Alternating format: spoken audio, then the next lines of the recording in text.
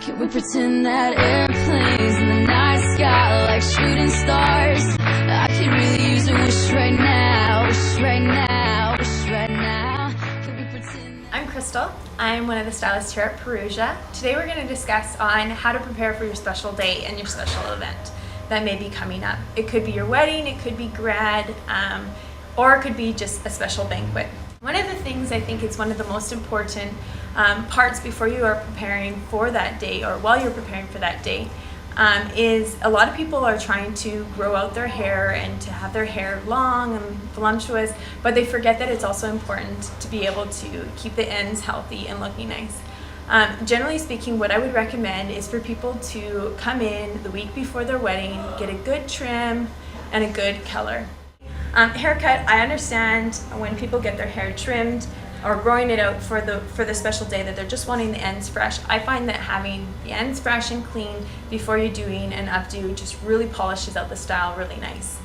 Okay, and condition of the hair, making sure that the hair is shiny from roots to ends. So giving it a couple of deep conditioning treatments before never does anything wrong, for the hair. Always is great. Okay, we're gonna get started here. On our model today, we chose a style that is nice voluminized in through and a lot of body in throughout and a little bit of curl still in it. So I'm gonna put hot rollers in it and we'll go from there. I hope to see you after. Here at Perugia, we also recommend to do consultations. We recommend to do a consultation anywhere from a month to 2 weeks prior to your special event. Reason being is I find that I want to be able to remember everything or specific details about your hair. And during high peak seasons, we actually end up with quite a few updos, so I want to be able to remember you, especially as that person. So we've now finished doing the hot rollers. We're just going to let it cool off, probably about 10 or so minutes. Generally I can tell by whether or not if the hot roller is still warm on the inner core of it. After that we should be able to have a little bit of curls to play with. So about a month to 2 weeks before, what I recommend also is when you come in for your either your trial updos or the day of, what we end up talking about is blow drying, shampoo blow drying the hair the night before and preparing it with a light styling lotion.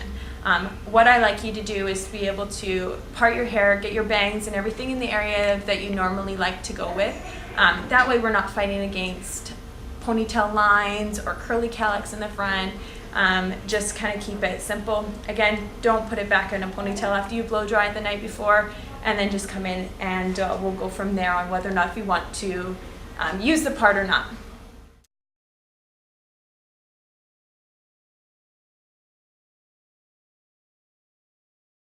What I would recommend for you to bring in is either certain pictures that you end up picking out, things that you interest you on particular looks and style. Reason being, I have a lot of ideas, or we have a lot of ideas that we can go with for sure, but to be able to find something here for you in order to kind of really consume your style right in one sitting, in one appointment, is one thing that's really important. So we just finished doing the updo. What we're wanting to now do is I'm going to talk about a little bit of finishing. One thing that I think is nice, I'm going to finish her off with a nice shine spray. That'll give her just a nice glow, and when light hits it, it'll just make the hair color look a lot shinier. This is when she's gonna not be able to breathe because of the cloud that kind of comes around.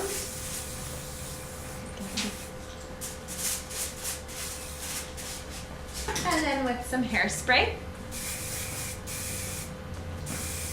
We want to make sure that we set the hairspray really nice and firm.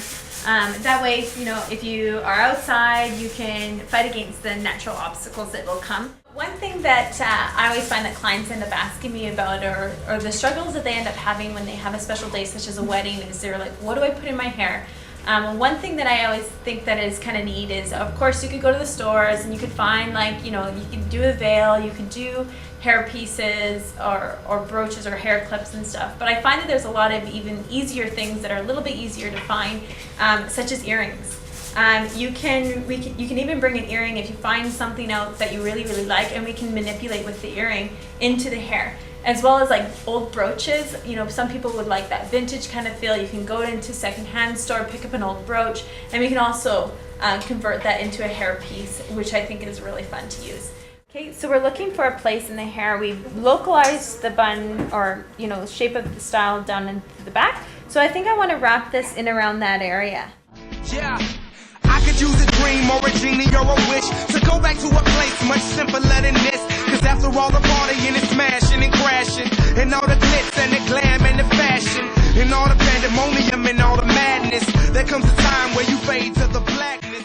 In closing, our final project is done. I think she feels great. I think it looks great.